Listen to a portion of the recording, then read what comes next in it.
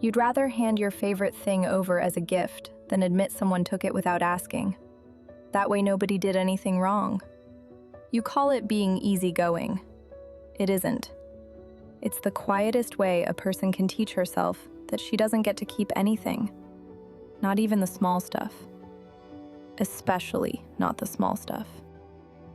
The family kitchen table on a Sunday, 9:05 in the morning. Half the table is hers, textbooks open, laptop humming, the pens fanned out in a row she arranged without noticing she arranged it. The other half is a bowl of cereal going soft, milk turning gray.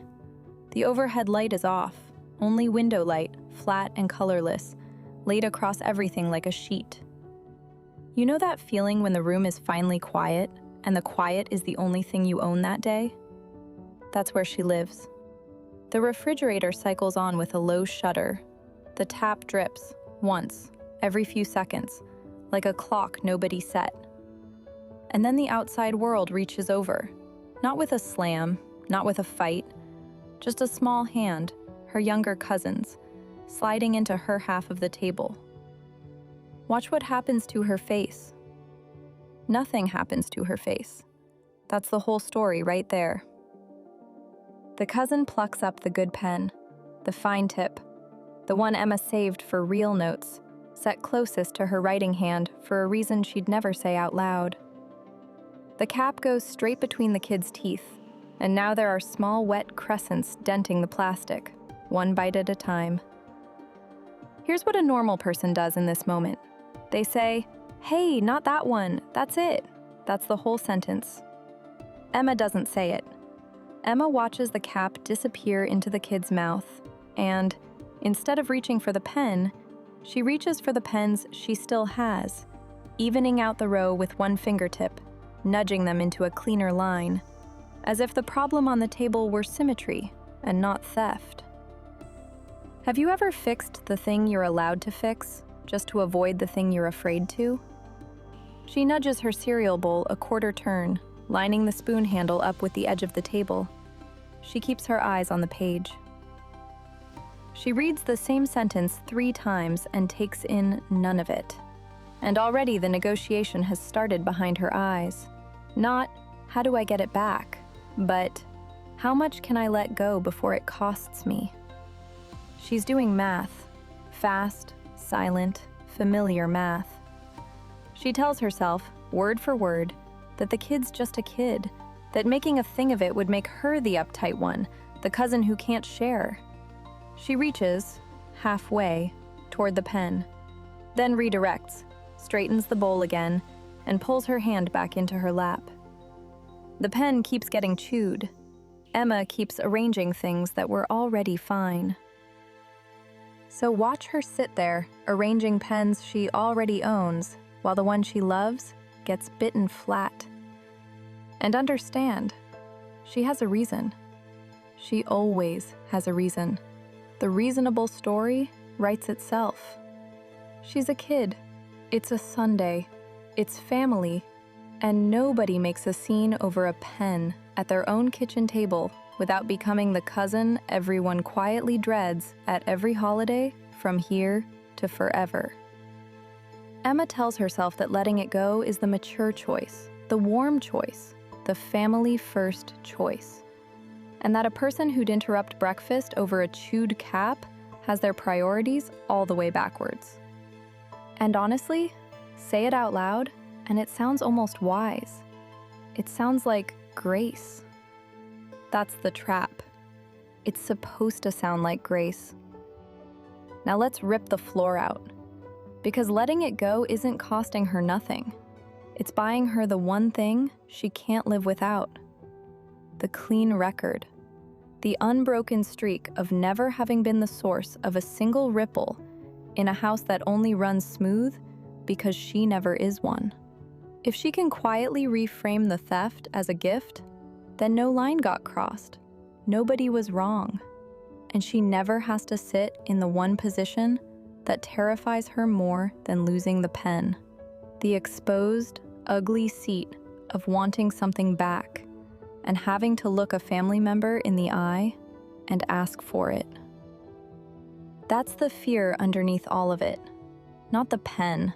The pen was never the pen.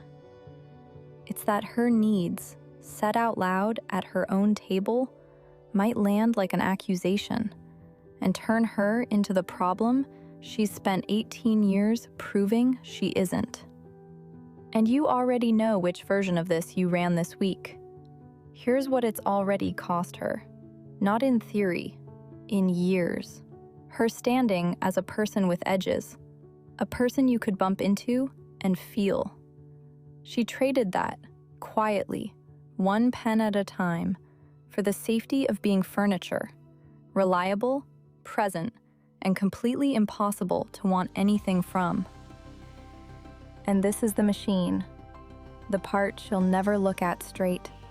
Every single time she launders a taken thing into a given one, she's confirming the verdict to herself. That her boundaries only exist when they cost other people absolutely nothing, which means they don't exist at all. Being the easy one was never who she is. It's a performance, staged for a family that would still love her if she asked for the pen back, who would probably just hand it over. She believes she's protecting the quiet of the Sunday.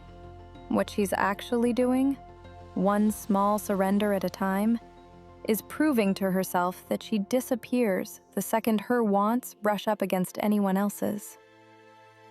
So here's the ledger she runs, sitting perfectly still while the cap gets chewed into wet little dents. 3 moves, 3 exits, and she'll price all 3 before she picks none. The first blueprint is the cleanest. She could just lean all the way into the story, slide the pen across the table with her own hand and say, "You know what? Keep it. It's yours." And the relief would be instant, a warm little rush of being the generous older cousin, the whole room's low hum of tension dissolving before it ever got named. That's the high. But the invoice comes later, and it's steep, because she'll have taught herself one more time that the smoothest way out of anything taken from her is to pretend she meant to give it. The private lie is the word chose. She'll call it a gift when it was surrender in a nicer coat, generosity reverse-engineered out of pure fear of reaching for what's hers. And the one who eats that cost is Emma, the version of her a year from now, still handing pieces of herself across tables so she never has to feel the friction of asking for one back. The second move is quieter, sneakier. She could just wait it out, let the kid drift off, then reach over, cap the pen, and slot it to the back of the row like nothing happened, not one word spoken. And the payoff is almost perfect on paper. She gets the object back and keeps the streak, the flawless, unbroken record of never once making a living soul uncomfortable. But read the fine print. What she's actually confirming, in that silent little recovery, is that her wants are only allowed to move in the dark, on tiptoe, off camera, in the seconds when nobody's around to have to answer for them. The lie she'll tell herself is that this counts, that reclaiming it quietly is a version of standing up for herself. It isn't. It's the most complete disappearing act in the whole blueprint. And the one who pays is Emma, again, who gets to keep the pen and loses the only lesson that ever mattered, that she's allowed to want things, in daylight, out loud, with witnesses. Then there's the third road, the one that shouldn't even scare her. She could just say it, plainly, kindly, no apology bolted to the front of it. "Hey, that's my favorite pen. Grab a different one to chew on." And let the kid's little shrug or blink of surprise just land without Emma rushing in to smooth it over. The payoff here is almost invisible. No rush, no glow, nothing but the strange, quiet fact of a want set at her own table while the ceiling stubbornly refuses to cave in. But the cost is the one she can't stomach. She'd have to hand back the identity she's worn for as long as she can remember, the cousin who never needs a thing. She'd have to let a family member catch a glimpse of her with edges. And the lie waiting for her afterward is the sneakiest one yet. That it only worked because it was just a kid, so it doesn't count, doesn't prove anything, doesn't mean she could ever do it with someone who might actually push back. And you've hidden behind that exact excuse, recently. And the one who finally pays, for once, is only the imaginary Emma. The one who was so sure that asking would make her the problem. Instead, she'd just be a person who has a favorite pen. And she wants that. She just won't reach for it. The kitchen is quiet again. The cousin's gone. The cereal's a soft gray ruin in the bowl, the tap still counting off its slow drip, the refrigerator shuddering back to life. And there it is, the dented pen, capped now, sitting at the very back of a perfectly even row. And here's the part she still hasn't caught. While her mind was busy pricing 3 exits like she was actually going to pick one, her hand had already moved, already reached, already picked the quietest, most invisible road on the board, and filed the evidence at the back of the row before she ever finished the math. That's the sick joke of it. The choice was never a choice. She was never weighing 3 doors. She was narrating a decision her body made the second the cap hit that kid's teeth. Her hand rests beside the pen now, and doesn't move. She solved nothing. She just filed it. So before you go feeling sorry for her, count your own table. How many of your things did you give away today, just so nobody ever had to admit they were taken?